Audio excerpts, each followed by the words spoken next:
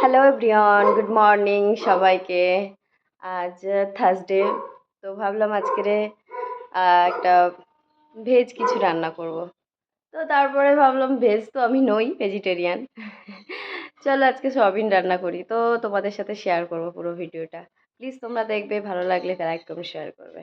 তো তোমরা কেমন আছো সবাই বলো। আমি তো মোটামুটি ভালোই আছি। তোমরা কেমন আছো কমেন্টে জানাবে কিন্তু। চলো কি রান্না করছি দেখা যাক। তো দেখো, আমি অলরেডি সব রেডি করে রেখেছিলাম, আর সয়াবিনটা ভেজে রাখছিলাম যাতে তাড়াতাড়ি হয়, আমার অফিস যেতে হবে। সেই জন্য সয়াবিনটাকে একটু হলুদ আর লবণ দিয়ে ভেজে নিয়েছি, কারণ সিদ্ধ করে রেখেছিলাম, ওটাকে ভেজে নিয়েছি। আর এর মধ্যে দিয়েছি আলু, কাঁচা লঙ্কা, পেঁয়াজ অ্যান্ড টমেটো, রসুন আর আদা কুচি, কালো জিরে। আর আমার রেমেডি তো আছেই, হলুদ আর জিরে ভিজিয়ে রাখি ওটা। তো এগুলো দেবো আজকে। বেশি কিছু অন্য ধরনের একটা রান্না করবো ভাবলাম। সবাই দেখবে সয়াবিনে আলু ভেজে সয়াবিনটাকে ভেজে নেয়, তো আমি সয়াবিনটা হালকা ভেজে নিয়েছি, বাট আলু আজকে ভাজবো না। তোমরা দেখবে পুরো ভিডিওটা, নতুন একটা আইটেমে রান্না করবো। চলো, টাইম আমার কাছে খুবই সংক্ষেপ, 10 মিনিট আছে।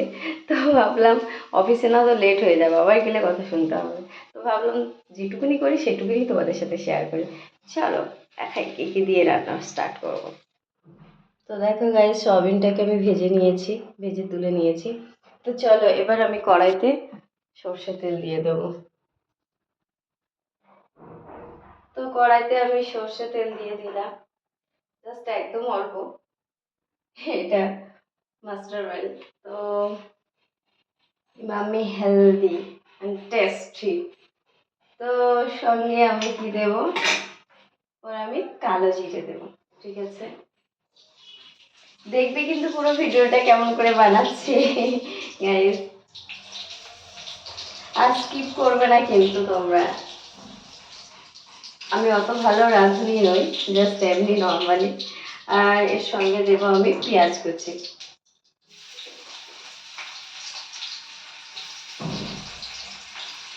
একটা অন্য স্বাদের রান্না স্টার্ট করছি আজকে। ফার্স্ট টাইম এরকম করে রাঁধছি। আমি অন্য সময় সয়াবিন ভাজা, আলুগুলো ভেজে সব কিছু ভেজেই রান্না করি। আজকে ভাবলাম ওগুলো ভাজবো না, কাঁচা কাঁচা দিয়ে রান্না করবো, কেমন লাগে দেখে, নতুন একটা টেস্ট। তো চলো এবার আমি এর মধ্যে দিয়ে দেবো আদা কুচি। দিয়ে দিলাম রসুন, আমি গোটা খাবো তাই জন্য করে গোটা রেখেছি, রসুন আমি গোটা খেতে ভালোবাসি। সেটা মাংসের তরকারি হলেও গোটা দিই, এবং সয়াবিন হলেও গোটা দিই, সব শুধু গোটা রসুন খেয়ে যাই। গোটা রসুন খেতে খুবই ভালো লাগে, টেস্ট লাগে। তো পেঁয়াজটাকে প্রথমে লাল লাল করে ভেজে নিতে হবে। এর সঙ্গে দেখো গাইস, অলরেডি লাল লাল করে ভাজা হয়ে গেছে। আচ্ছা, লাল লাল করে ভাজছি। এর সঙ্গে আমি কাঁচা চেরাটা লঙ্কা ছিল ওটা দেবো না, বাট টমেটোটাকে দিয়ে দেবো। টমেটো একটা বড় নিয়েছিলাম, তাই জন্য কোয়ান্টিটি একটু বেশি লাগছে। আর টমেটো দিয়ে রান্না করতে আমার খুবই ভালো লাগে, তবে টমেটো ছাড়া রান্না করতে আমার একদম ভালো লাগে না।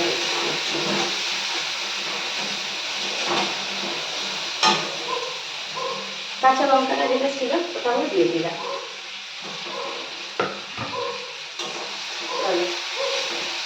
এর সঙ্গে আমি দেবো লবণ। যার যেরকম পরিমাণ মতো লাগবে সে সেরকম পরিমাণ মতো লবণ দেবে, কারণ আমার অল্প সবজি, একটা আলু দিয়ে সয়াবিনের তরকারি, ছোট্ট একটা সয়াবিনের প্যাকেট 10 টাকা হলো, তো আমি বেশি লবণ দিয়ে দেবো না। যার যেরকম কোয়ান্টিটি লাগবে সে সেরকম কোয়ান্টিটি লবণ দিয়ে দেবে। ঠিক আছে, দিয়ে এটাকে ভালো করে একটু নেড়ে নেবে। যেহেতু টমেটোটা একটু নরম হয়ে যায়, পারলে একটু ঢাকা দিয়ে দিতে পারি। চলো একটু ঢাকা দিয়ে দিই।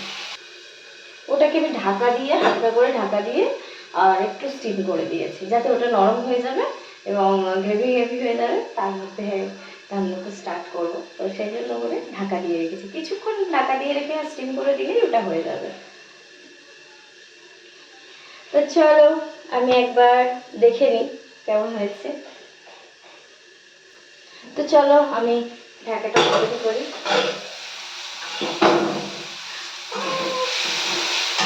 দেখো বেশি আমি যদি ভাজতাম তাহলে গ্রেভিটা একটু কালো কালো হয়ে যেত, তাহলে আমি আলু দিলেও ওটা টেস্টি হতো না, তাই নর্মালি একটু ভেজে রাখলাম। তো এর মধ্যে আমি কী করবো, আলুটাকে যেটা ছিল আলুগুলোতে দিয়ে দেবো, কাঁচা আলু দিয়ে দিলাম, ঠিক আছে? কোনো ভাজা নেই, ফ্রাই করার কিছু নেই। সেই জন্য আমি মশলাটাকে বেশি ভাজলাম না, কারণ বেশি ভাজলে আলুটাকে আমি কষাতে পারবো না।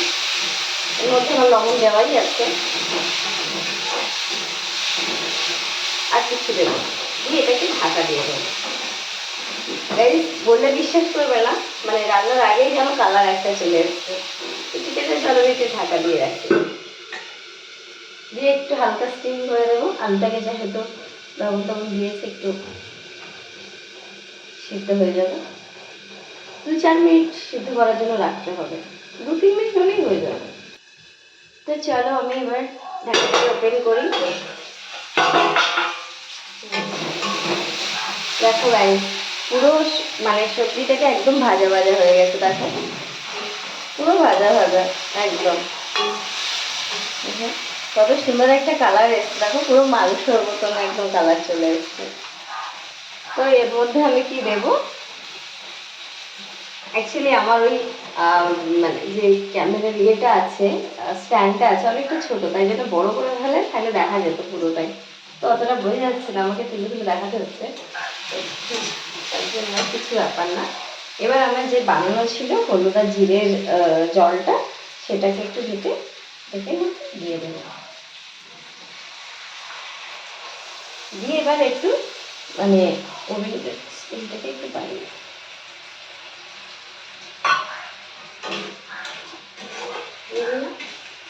দিয়ে আবার আমি ঢাকা দিয়ে রাখবো। যেহেতু আমি লবণ টবণ সব কিছুই কমপ্লিট করে দিয়েছিলাম, তবে আমি ঢাকা দিয়ে রাখলাম, আবার 2-4 মিনিট মতন ঢাকা দিয়ে রাখলাম।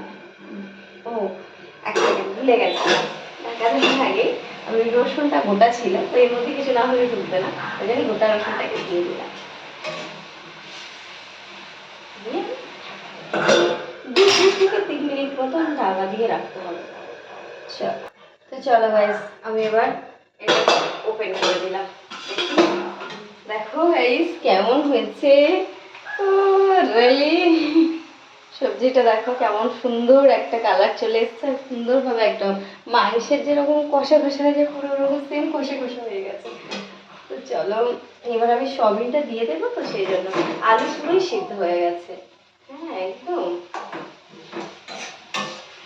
পুরোই সিদ্ধ হয়ে গেছে, যেহেতু আমি সব কিছু কোয়ান্টিটি মেপে মেপে আমার রান্না করে অভ্যাস, তো আমি জানি কতটা কী লাগে, তো সেই জন্য দিয়ে দিয়েছি। চলো এবার ওই হালকা হালকা গ্রেভি থাকবে, ওর মধ্যে এই সয়াবিনটাকে দিয়ে দেবো, যেহেতু এর মধ্যে সেই গ্রেভিগুলো হালকা হালকা গ্রেভির মধ্যে দিয়ে দিলাম, দিয়ে একটু নেড়ে নিতে হবে। একদম গ্রেভিটাকে শুকনো হয়ে গেলে তার মধ্যে দিলে কিন্তু সয়াবিনের মধ্যে কিছু ঢুকবে না, হালকা হালকা রস থাকবে তার মধ্যে দিতে হবে। অনেকে দেখবে একদম ভাজা ভাজা টাইপের করে না, ও মশলা তাহলে আর কিছুর মধ্যে ঢুকলো না, সয়াবিনের মধ্যে যাবে না। তো সেই জন্য আমাকে এরকম একটা বানিয়ে নিতে হবে। কেউ যদি এরকম শুকনোও খেতে চাও, তারা শুধু রুটি দিয়েও শুকনো খেতে পারবে। দেখো শুধু শুকনো খেতে পারবে এরকম রুটি দিয়ে, তেল একদম জল ছাড়া।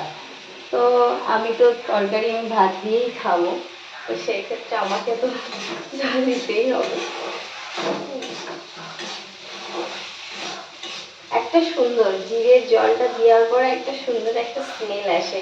প্লিজ গাইস আপনারা প্লিজ দেখবে পুরো ভিডিওটা, স্কিপ করবে না, ভালো লাগলে লাইক কমেন্ট শেয়ার করবে, সাবস্ক্রাইব করতে ভুলবে না। আর একবার প্লিজ বাড়িতে বানিয়ে দেখবে এই সয়াবিনের তরকারিটা কেমন লাগে, লেগে আমাকে বলবে কিন্তু কমেন্টে কেমন লেগেছে দিদিভাই তরকারিটা। এবার চলো আমি জলটা দিয়ে দিই, হালকা করে একটু নেড়ে নিয়েছিলাম, পরিমাণ মতন জল দিলাম, যেহেতু আমার যতটা দরকার আমি দেখাচ্ছি।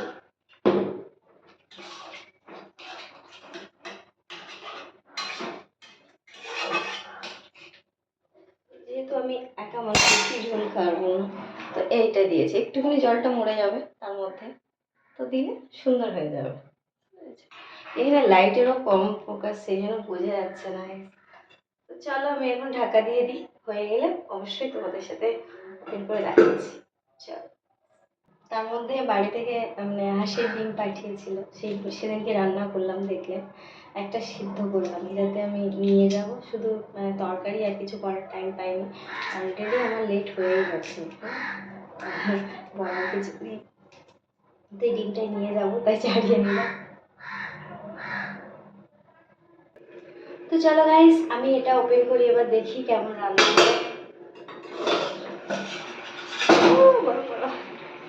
ও মাই গড, দেখো গাইস সয়াবিনগুলো এত বড় বড় হয়ে গেছে, পুরো মাংসের পিসের মতো হয়ে গেছে দেখো। তো এবার তো খেয়ে বুঝতে হবে টেস্টটা কেমন লাগলো, তাই না? চলো। তো অলরেডি আমার রান্না কমপ্লিট হয়ে গেছে গাইস, তোমরা প্লিজ পুরো ভিডিওটা দেখবে, স্কিপ করবে না, রিকোয়েস্ট করলাম। অ্যান্ড প্লিজ বাড়িতে একবার বানিয়ে দেখবে, যদি ভালো লাগে অবশ্যই কমেন্ট করে জানাবে, একবার বানাবে বাড়িতে। দেখো guys,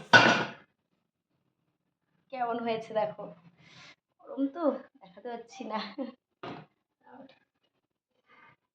এবার দেখলে বুঝতে পারবে guys। এত সুন্দর একটা তরকারি হয়ে গেছে, একদম গ্রেভি গ্রেভি কম রেখেছি। তো আমি তো খাবো বলে অলরেডি রেডি করে রেখেছি যে আমি খাবো, খেয়ে আমাকে বেরোতে হবে। তো প্লিজ তোমরা ভিডিওটা পুরো দেখবে, স্কিপ করবে না, আর ভালো লাগলে লাইক কমেন্ট শেয়ার করবে, সবাইকে এটাই বলবো। আমি টেস্ট করে, গরম ভীষণ। তো চলো বাই বাই, সবাই ভালো থাকবে, টেক কেয়ার, বাই বাই।